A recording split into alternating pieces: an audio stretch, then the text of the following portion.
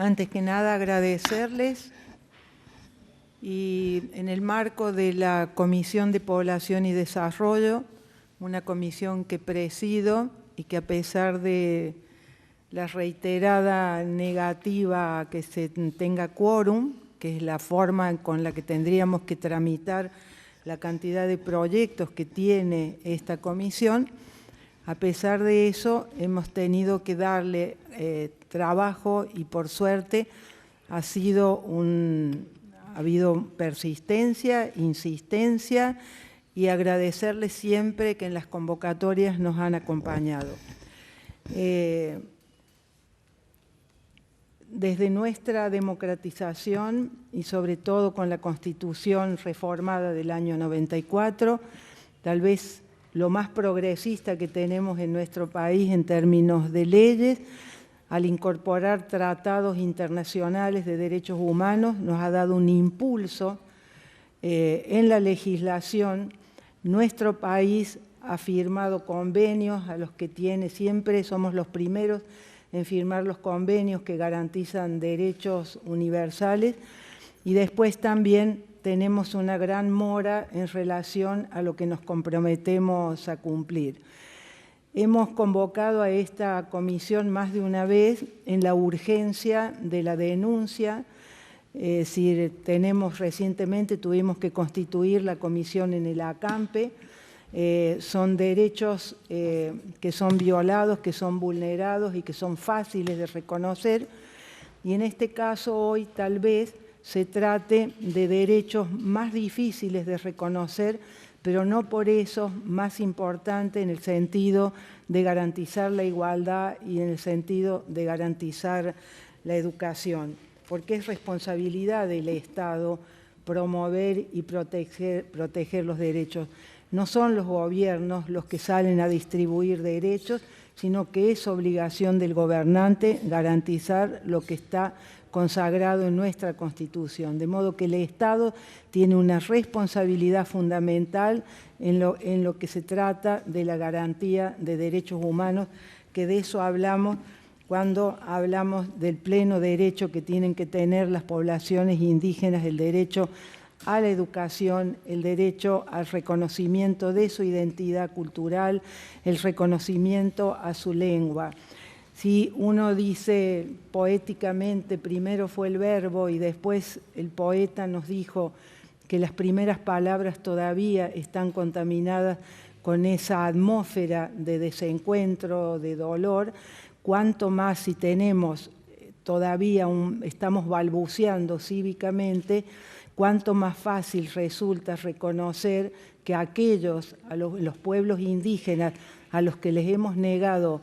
su existencia, es decir, cuánto más se les ha negado la forma de decir, saber quiénes son, cómo son, qué piensan, qué quieren y demás, porque le hemos tenido durante mucho tiempo una sola cultura que tenía una sola religión, una sola forma de hablar, ese monopolio del poder político a lo largo de tantos años y hoy que se hace visible en las necesidades, tenemos que poner en evidencia, también hacer visible la garantía de los derechos en una educación que sea pluricultural, que sea diversa, que reconozca, que les permita participar. Bueno, y para no agobiarlos en términos de lo que tendría que ser la enumeración de todas las leyes, de todos los convenios que garantizan la interculturalidad y los derechos humanos, como puede ser en nuestra comisión tenemos proyectos sobre la protección de las lenguas nativas, hay proyectos de ley que vienen en revisión garantizando el acceso de los pueblos indígenas a la información y consulta de políticas públicas en materia de vacunación y política sociosanitaria. Hay proyectos del Instituto Nacional de Asuntos Indígenas creado por Ley 23302, Ley sobre Política Indígena y Apoyo a las Comunidades Aborígenes. Esto está en esta comisión y es de confiar, y es mi deseo, porque yo termino mi mandato este año, que en la próxima representación parlamentaria, en el nuevo Senado, se pueda tener un tratamiento de todos estos proyectos con la comisión funcionando como debe funcionar, con toda la representación parlamentaria, con senadores que tienen la responsabilidad de venir y dar quórum y de esta manera tramitar las leyes. Entonces, en el marco de lo que sí tenemos en la legislación internacional, este convenio 169 de la Organización Internacional de la OIT, que casi es como la Biblia de los derechos aborígenes, en el sentido que se garantiza la consulta, la participación, que tengan sus institutos. Tenemos la Ley de Educación, que también ha garantizado la educación bilingüe, y tenemos también un programa de educación, tenemos la Ley de Educación Nacional que garantiza en su capítulo 11 la educación intercultural bilingüe. Entonces, en ese marco es que les agradecemos muchísimo porque siempre nos han ayudado. Esto va a quedar registrado, de modo que después vamos a, también la versión taquigráfica, vamos a poder distribuir al resto de los senadores y poder divulgar lo que hoy aquí debatamos en relación al derecho a una educación bilingüe. Entonces vamos a comenzar con Leonora Acuña, que es profesora del Departamento de Letras de la Facultad de Filosofía y Letras de la Universidad de Buenos Aires, es investigadora del Instituto Nacional de Antropología y Pensamiento Latinoamericano. Muchísimas gracias, Leonor. Bueno, buenos días, gracias por la convocatoria y bueno, gracias por venir a escuchar un poco estos balbuceos que en realidad uno va haciendo en el trabajo que tenemos justamente por este lugar de ser, por un lado, docente de la Universidad de Buenos Aires y por otro lado, investigadora en un instituto del Ministerio de Cultura. Hace muchos años que estoy trabajando con colegas indígenas en temas que tienen que ver sobre todo, que fueron derivando sobre todo desde la cuestión lingüística hasta la cuestión lingüística y educativa. Entonces, yo empecé trabajando en la zona mapuche.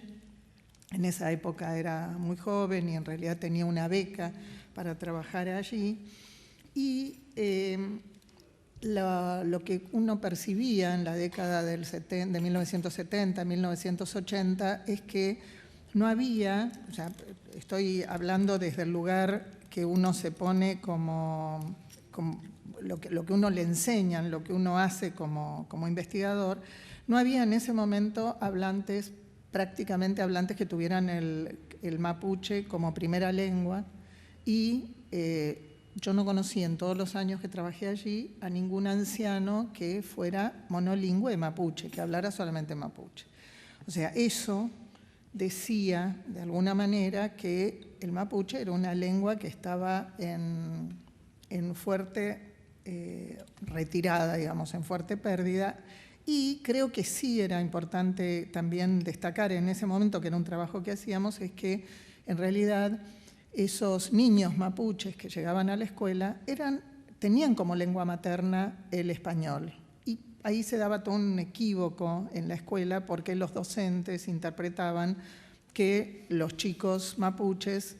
hablaban de esa forma porque en realidad interfería el mapuche con el español que ellos hablaban. O sea, podemos en todo caso charlar un poco esto. Lo que yo quiero señalar en relación con esto es que si yo como especialista hubiera tenido la posibilidad o me hubiera empecinado en esa mirada, me hubiera equivocado y hubiera perjudicado mucho, porque muy rápidamente, no solamente los pueblos mapuches hicieron en pocos años algo que pareció increíble, que fue una acción de recuperación de la lengua, sobre todo con propósitos espirituales y con propósitos políticos,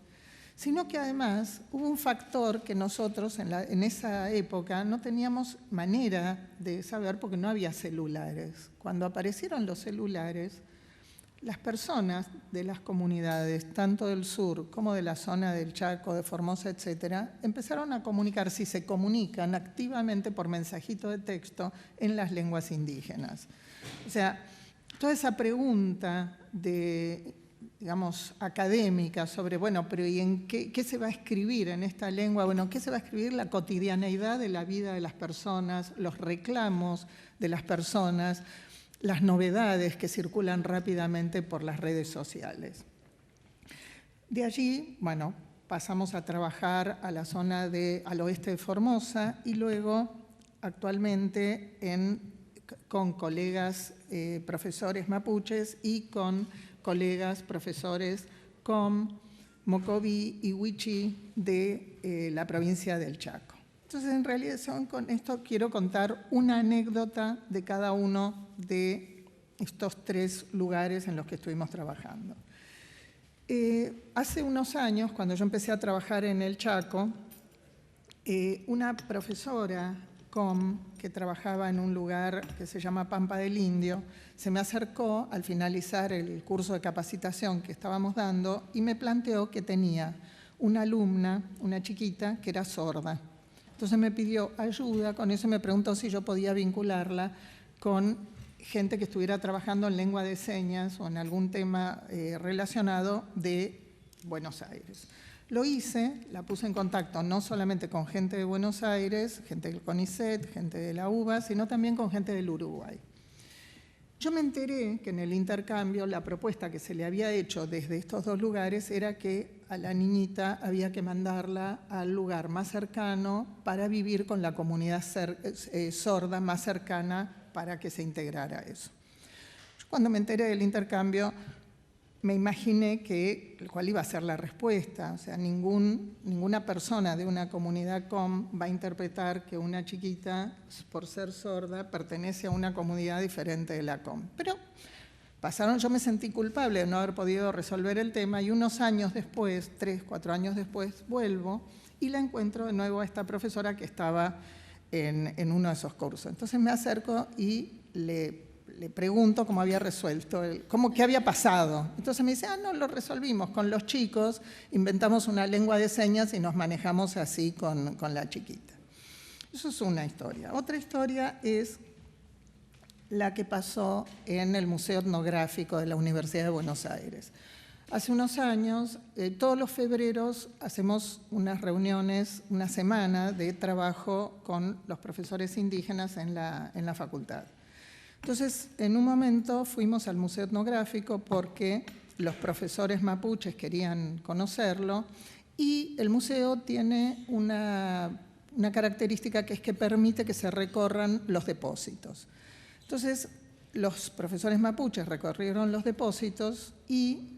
me cuentan al día siguiente que habían encontrado que había 3 mamulches. O sea, los mamulches son, me parece que hay gente acá que sabe mejor que yo lo que son los mamulches, pero por las dudas lo explico rápidamente, mal, así que me corrigen después. Los mamulches son figuras de madera que tienen un formato de escalera, pero un formato antropomorfo, y que formaban parte, sobre todo del lado chileno, de las rogativas y también de la iniciación de las machis, ¿no? Entonces, los profesores mapuches se acercaron, tocaron los mamulches y me dicen al día siguiente, tienen energía, están vivos y los tienen en el depósito. Entonces, bueno, a partir de ahí empezó todo un trabajo muy útil, creo yo, en el que estuvimos hablando en la facultad y hablando con los profesores mapuches, que se completó en octubre del año pasado, el 11 de octubre del año pasado, cuando estos profesores de la Universidad Nacional del Comahue organizaron, presidieron con otros miembros de la comunidad mapuche una ceremonia en la que se sacó entonces a los mamulches del depósito y quedaron disponibles para rogativas dentro del Museo Etnográfico. La ceremonia quedó registrada y tuvo características que yo con mi terminología llamaría de un ecumenismo que fue realmente sorprendente y, insisto, con la palabra útil para no solamente esos instrumentos, digamos, de oración y de espiritualidad, sino para todos los que estábamos presentes, que logramos entender aspectos que no habíamos entendido hasta ahora y supongo que nos quedará bastante por entender. Y la última anécdota es la de un docente wichí que literalmente leo lo que dijo en un video con que estuvimos trabajando. Él es profesor en la escuela, actualmente es formador de profesores wichí. Y dice, si yo digo que no existe el arco iris, que los colores son simplemente el resultado de la refracción y reflexión del agua y de la luz, entonces alguien de la comunidad se resiste y dice, no, no es así. Hay que buscar la forma de introducir los conocimientos científicos sin invadir las creencias. Hay dos informaciones, esto es lo que me parece extraordinario, ¿no? O sea, dice, hay dos informaciones, una es cultural y la otra es científica, y las dos tienen que ser respetadas. Entonces, lo que quiero decir con estas tres anécdotas es que está clarísimo que ante tres situaciones, ante tres problemas, que son lo que se supone que tenemos que recibir quienes trabajamos en las universidades, que se supone que nuestro rol es acompañar, asesorar, asistir para la resolución de problemas, fueron tres personas de las comunidades que tenían la solución y que la pudieron llevar adelante. Y nuestro papel fue el de acompañar la solución que encontraron para el problema. Entonces, simplemente, y esto como para ya terminar, creo que tenemos que nuestro papel no es que no exista, es que creo que tenemos que reformular nuestro papel de especialistas y tenemos que trabajar articuladamente y construir un equipo en el que cada uno cumpla su rol. Pero está claro que son las comunidades indígenas o las personas pertenecientes a las naciones y a los pueblos indígenas los que tienen que formular el problema y participar y evaluar las soluciones que nosotros proponemos o planteamos. Eso es un poco la idea. Muchísimas gracias. Gracias.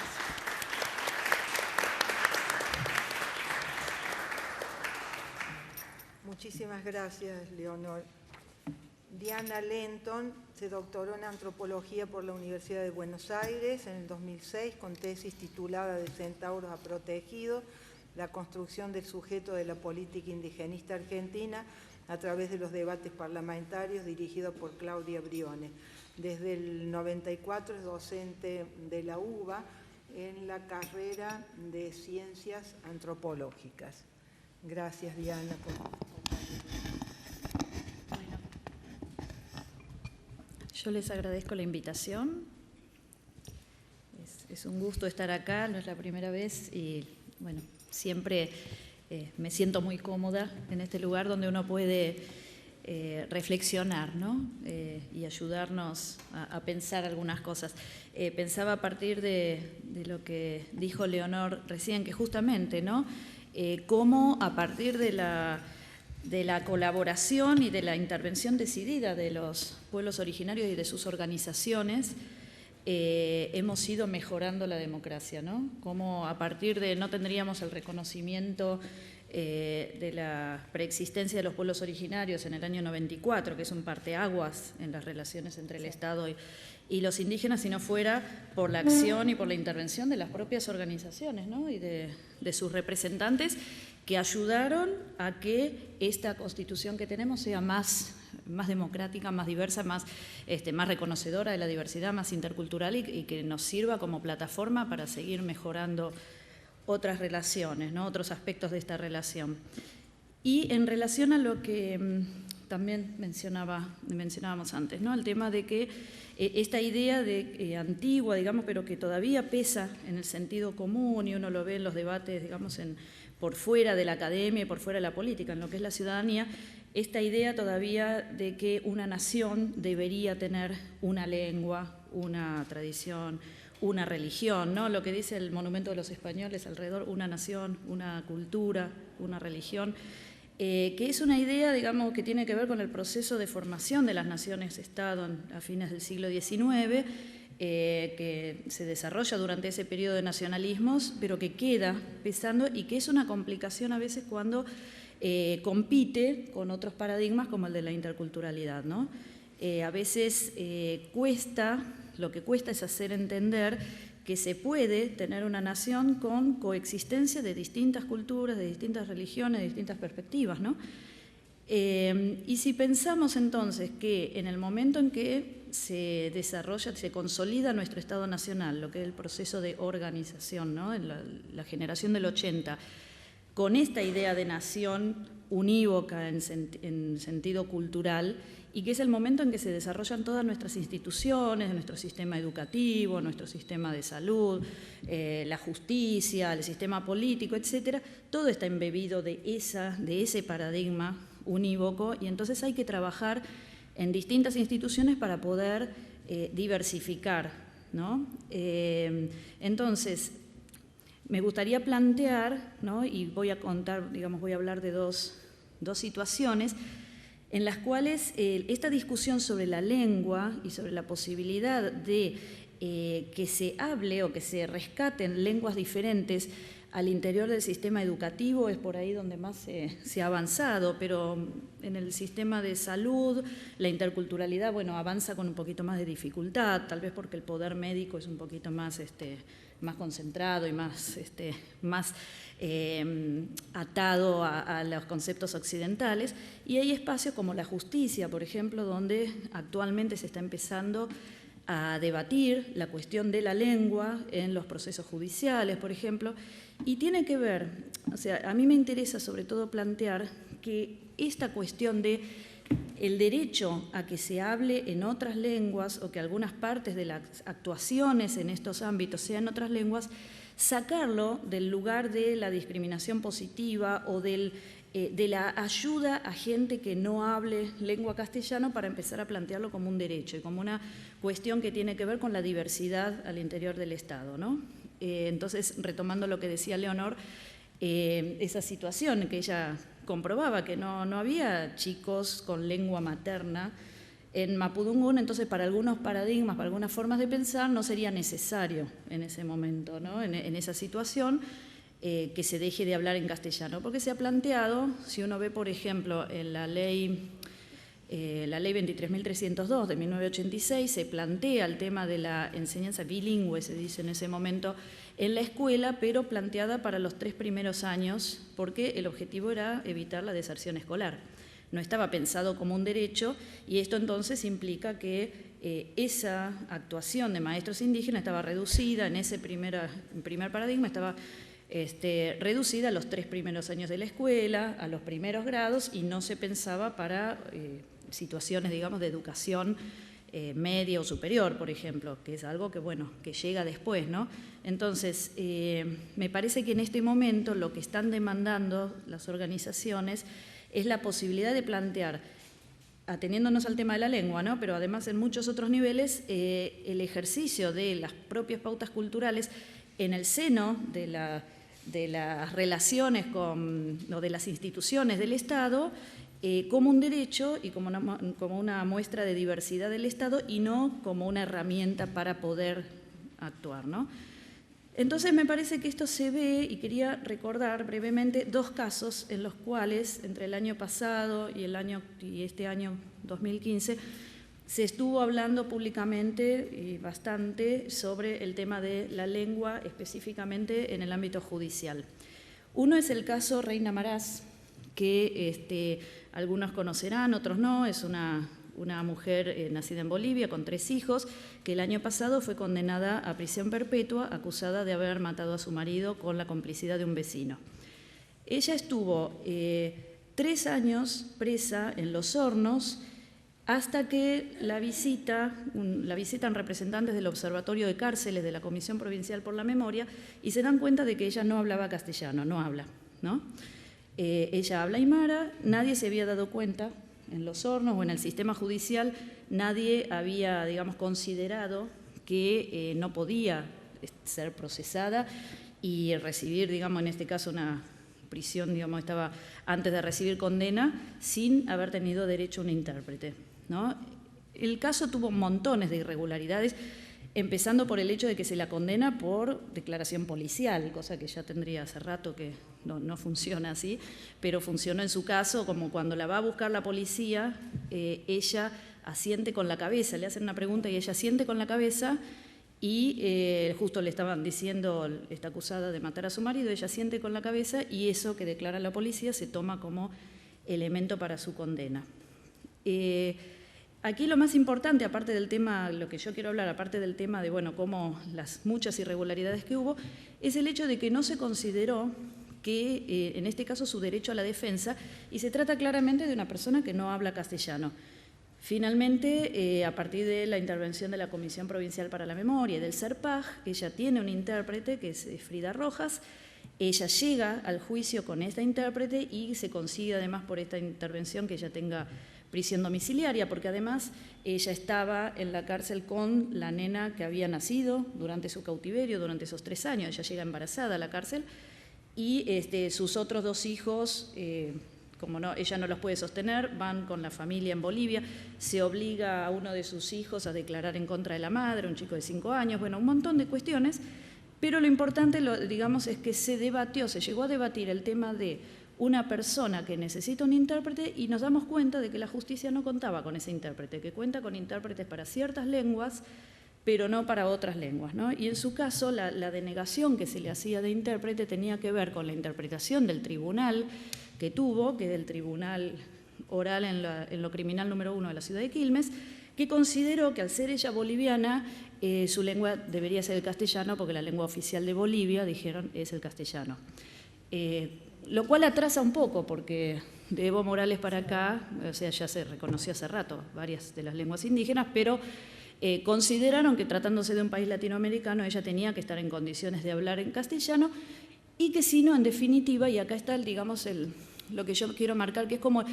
el desprendimiento y la falta de comprensión a veces del sistema o de ciertas estructuras burocráticas, porque en definitiva lo que se planteaba es que en todo caso era un problema de ella, ¿no? En lugar de plantear que la justicia argentina debería contar con, que es un problema de la justicia argentina, si no cuenta con intérpretes para, sobre todo para comunidades de migrantes tan abundantes, digamos, como los hablantes de aymara o de quechua en nuestro país. Bueno, este caso, digamos, terminó mal. Yo quiero recordar que en este momento Reina Maraz está con prisión domiciliaria, pero con prisión perpetua.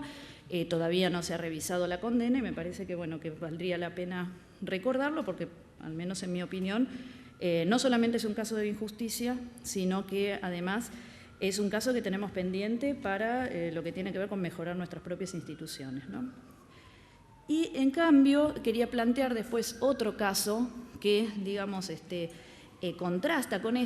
que es el de la demanda que se está haciendo, que están haciendo organizaciones y comunidades mapuche en Neuquén en este momento, en función de algunos juicios que se están llevando a cabo, que se demanda la inclusión de intérpretes de mapudungún en juicios que se están llevando en la provincia. No sé si todos saben que la provincia de Neuquén tuvo una reforma de su código procesal en los últimos años que implica que todos los juicios son orales, que en muchos de estos juicios participan jurados compuestos por ciudadanos, es decir, ya no existe el expediente escrito, sino que todo se hace en audiencias públicas. Entonces, lo que se ha planteado es la posibilidad de que en estas audiencias públicas, cuando intervienen, están, digamos, involucrados personas pertenecientes al pueblo mapuche, que existan intérpretes de mapudungún. Y aquí lo que se planteó, digamos, como debate es el hecho que tiene que ver con esto, ¿no? Con si los mapuches hablan o no hablan castellano. Es decir, lo primero que surge como crítica a esta propuesta es, pero si todos hablan castellano, en realidad, ¿no? Porque el concepto que nos viene del tema del intérprete en la justicia es para darle una facilidad al que no entiende el castellano. Y en realidad acá lo que están demandando estas organizaciones y estos abogados que están nucleados en organizaciones de derechos humanos, viene mucho por el lado de los derechos humanos, es el hecho de que la lengua que se habla en un ámbito tiene que ver con las relaciones de poder de ese ámbito, ¿no? no es casualidad que en todos los ámbitos de poder en nuestro país se hable en castellano y que sea tan difícil involucrar las lenguas indígenas. Es más fácil en los ámbitos de poder involucrar el inglés, el alemán, el francés, pero nunca una lengua indígena. Yo el ejemplo que doy para esto, medio sencillo de más el ejemplo, pero en los lugares de poder, digamos, a nivel global, se habla en inglés. Los que tienen la lengua materna del inglés no necesitan aprender otro idioma para ir a hablar en Naciones Unidas. En cambio, el que viene del tercer mundo tiene que aprender un segundo idioma. De alguna manera, la analogía es esa, ¿no? Los que no pertenecen a la cultura dominante tienen que estar traduciendo, no solamente a nivel de idioma, también a nivel de otros códigos, ¿no?, que están vigentes en las instituciones y tienen que estar permanentemente traduciendo. Mientras que el que pertenece al sector hegemónico, el sector hegemónico es el que dice no solamente qué se hace y de qué se habla, sino con qué códigos se habla, ¿no? Entonces, la demanda de las organizaciones en este momento, sobre todo en un juicio que se está llevando en este momento, tiene que ver con esto, con poner a la lengua en un lugar de prestigio y obligar de alguna manera al Estado a que se estire, a que no esté tan cómodo en sus propios códigos, sino que tenga que reconocer también el código del otro, porque lo que la gente mapuche se da cuenta con mucha sagacidad es que en ese estirarse para entender el código del otro también implica abrir la puerta a significados distintos, ¿no?, y a interpretaciones distintas de la realidad. En este caso particularmente, que es el que yo conozco porque me han convocado como antropóloga a trabajar, digamos, a explicar al tribunal algunas de estas cosas, es el juicio que se difundió bastante, que es el juicio de la comunidad Huinculnehuem, donde ante una situación desgraciada, digamos, de una empleada del Poder Judicial que lleva la orden de desalojo, la comunidad, que ya estaba cansada, digamos, harta de que la desalojen día por medio, responde con piedras, tiran piedras, y una de esas piedras le rompe el tabique a esta empleada judicial, que bueno, que ahora demanda, digamos, justicia. El problema es que la querella está pidiendo 15 años de cárcel y mediante una acusación, la acusación es de homicidio, de intento de homicidio, por haber tirado estas piedras. O sea, hay una situación, yo no voy a explicar no me voy a referir al juicio porque en este momento está llevándose el proceso, no sé si esto puede ser perjudicial o no para alguien, pero quiero plantear, digamos, en esta situación, en medio de esta situación donde hay acusados, digamos, mapuche, que están en el banquillo de acusados, y hay una sociedad, digamos, que se define como no mapuche, ¿no?, que está del otro lado, o sea, se ha polarizado esta situación cuando en realidad, digamos, una interpretación de lo sucedido no debería llevar a esta polarización. Sin embargo, a través de la opinión pública en la provincia se ha llevado a una polarización donde una demanda por ejemplo, de que haya un intérprete de Mapudungún se ha llevado a interpretar como lesivo de la soberanía, y uno empieza a escuchar opiniones terriblemente, ¿no?, exageradas acerca de las consecuencias de un intérprete en la sala traduciendo en Mapudungún. Sin embargo, ellos, a pesar de, digamos, el abogado de la defensa y los mapuches que están acusados, a riesgo incluso de complicar por ahí contra consejos que les decían, bueno, mejor no reclamen tanto por esto, dedíquense más vale a defenderse para salvarse de ir 15 años a la cárcel, digamos, se empecinaron en este reclamo porque consideran que, más allá de cómo salga el juicio, es una experiencia que enriquece y que es buena y que, digamos, vuelvo a decir, ¿no?, este aporte termina, que es un poco lo que decía Leonor, termina ayudándonos a mejorar las instituciones, el funcionamiento en general. O sea, tuvo que salir de gente, parece, es como una vergüenza, ¿no? Tuvo que salir de gente que está en este momento con esa presión de estar en el banquillo de acusado, que nos recuerden que el sistema judicial es demasiado unívoco y que debería tener una diversidad también a nivel cultural. Bueno, en mi caso, yo tuve que explicar, por ejemplo, o sea, esto está tan polarizado para que se vea un poco cómo es la situación, empieza a haber una circulación de expertos, entre comillas, digo, de expertos, bueno, ligados a la querella en este caso y a esta polarización, ¿no?, que empezaron a a circular por radios, programas de televisión locales, etcétera, diciendo que en realidad el mapudungún no puede contener los conceptos del derecho porque es una lengua tan primitiva que nunca podría traducirse lo que sucede en una sala de tribunal al mapudungún, que después asociándose con paradigmas antiguos de la antropología, que en realidad el mapudungún lo hablan 4 personas que tienen 120 años cada uno y que además en una expresión ya bastante bizarra de una de las personas que estaban involucradas en este juicio, decía que el mapudungún es una lengua que no es un idioma, sino que es un conjunto de palabras y que solamente sirve para saludar y decir 2 o 3 palabras más. Entonces, ante esta situación es que el tribunal me llama, digamos, para tener un antropólogo que aclare. Como me decía un colega, es como, o sea, lo que expresa es una distancia y un desprecio tan grande por la gente que habla la lengua mapudungún que es como si yo dijera que el chino es un idioma que se habla solamente en supermercados, decíamos, ¿no? Porque es como decir, es solamente donde yo me los cruzo y donde yo los veo y asumo que el resto del idioma no existe. Bueno, esto era lo que seriamente se expresó en el Tribunal de Zapala para limitar y para negar el derecho al intérprete de la gente mapuche. Entonces, bueno, hubo que hacer todo un trabajo de recordarle a la gente cómo, digamos, todo lo que han dicho cronistas, estudiosos desde siempre acerca no solamente de la complejidad de la lengua y una cuestión que los lingüistas lo tienen mucho más claro, el hecho de que en ninguna lengua se queda sin poder expresar las cosas que necesita por una cuestión de ser más simple o más compleja. No existe, digamos, una lengua que no pueda expresar los conceptos del derecho, por ejemplo, porque todas las lenguas se las han arreglado para decidir cuáles son las acciones aceptadas o no aceptadas y para eventualmente condenarlas. Sobre todo lenguas que tienen, digamos, un reconocimiento como el mapudungún acerca de su propia división en distintos géneros literarios, géneros discursivos, que es lo que define, ¿no? un idioma propiamente dicho y que ha sido además tan descripto tantas veces. Realmente a esta altura del partido como que no se podía estar sosteniendo algo por el estilo. Sin embargo, bueno, después de todo esto, lo anecdótico, lo bueno es que el Tribunal de Zapala reconoció, y por lo tanto queda también establecido de aquí en adelante, que en estas audiencias públicas no importa que los que intervienen hablen castellano también, existe el derecho, cuando se reconocen como pertenecientes a la cultura mapuche, a que también en la sala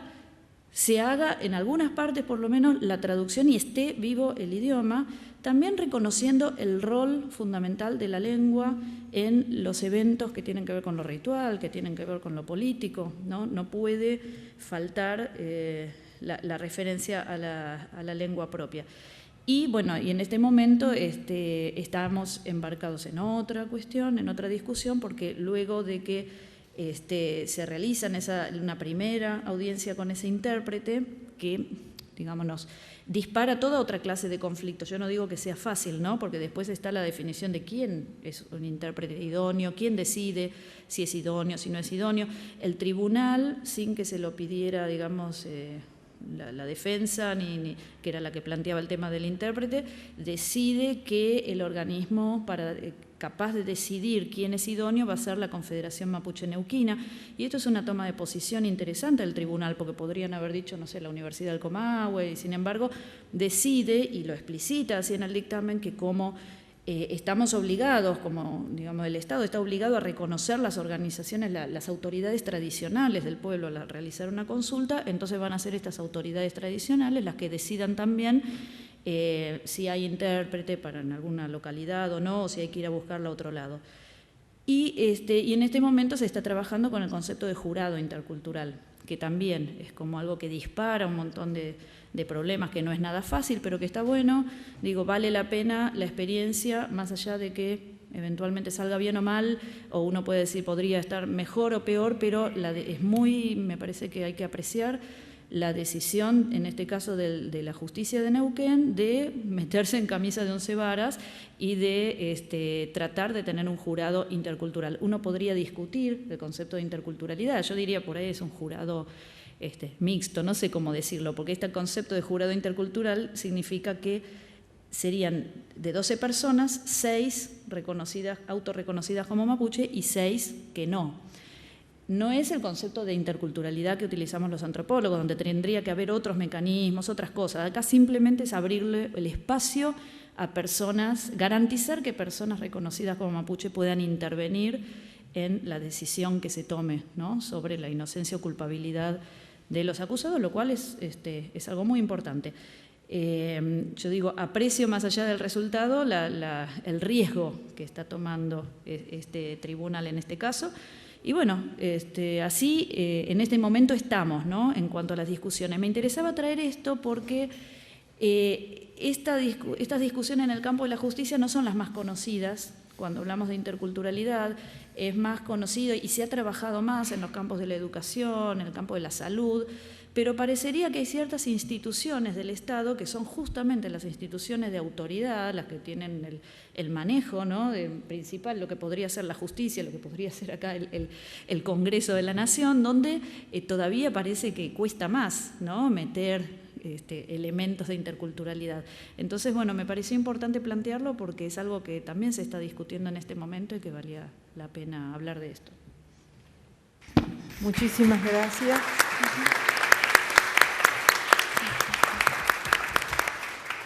Sí, agradecerles muchísimo a Leonora y Diana de habernos traído los problemas, o no llamarles problemas, sino poner el tema en debate de por qué es necesaria la educación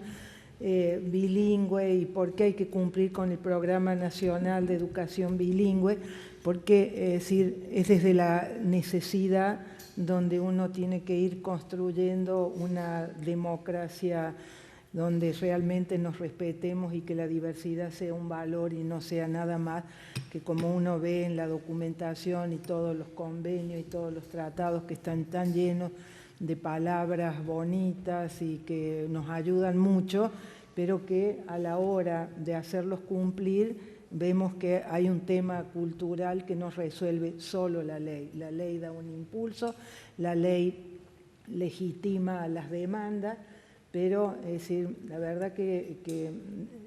conmueve y también da esperanza ver cómo se está trabajando, construyendo lo que enunciamos tan bonito como hablar de la diversidad y la interculturalidad.